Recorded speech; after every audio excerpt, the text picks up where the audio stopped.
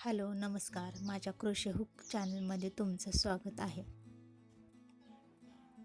या व्हिडिओमध्ये मी तुम्हाला साखळी व सगळे खांब यांच्याविषयी बेसिक माहिती, त्यांचे इंग्लिशमध्ये नाव, त्यांचे मराठीमध्ये नाव आणि त्यांचे शॉर्ट फॉर्म सांगणार आहे.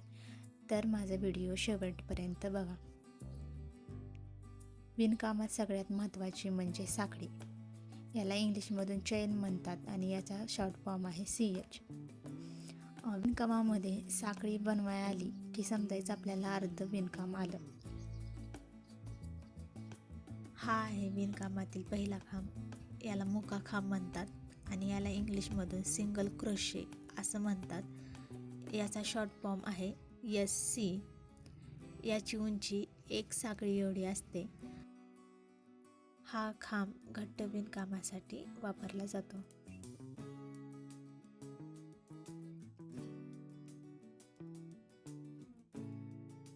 विणकामातील दुसरा खांब म्हणजे अर्धा खांब.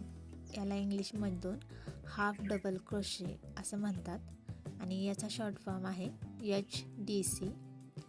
याची उंची 2 साखळी एवढी असते.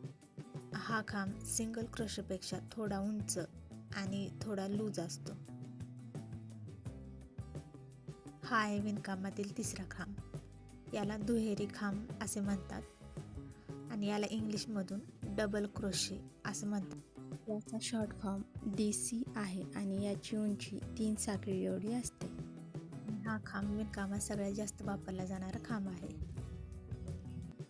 हा आहे उंच खांब. याला ट्रिपल क्रोशे असे म्हणतात. याचा शॉर्ट फॉर्म TR आहे. हा खांब सैल विणकाम करण्यासाठी वापरला जातो आणि या खांबाची उंची 4 साखळी एवढी असते. विणकामामधील आणखीन साखळ्या म्हणजे जास्तीच्या साखळ्या, त्याला टर्निंग चेन असे म्हणतात. त्या साखळ्या कशा घेतात, कुठे घेतात ते आपण पुढच्या व्हिडिओमध्ये पाहू. तसेच साखळी कशी विणतात, खांब कसे विणतात हे मी तुम्हाला पुढच्या व्हिडिओमध्ये दाखवणार आहे. व्हिडिओ आवडला असल्यास लाईक करा, शेअर करा आणि माझ्या चॅनलला सबस्क्राईब करा. थँक्यू.